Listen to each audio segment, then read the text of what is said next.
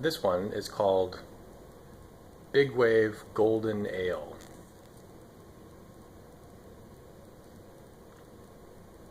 There it is.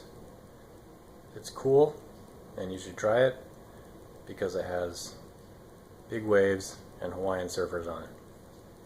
Here we go.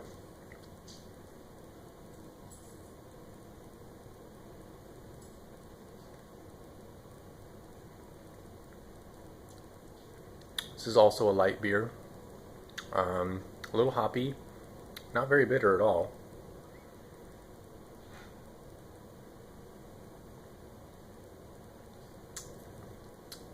Definitely light, but still crisp.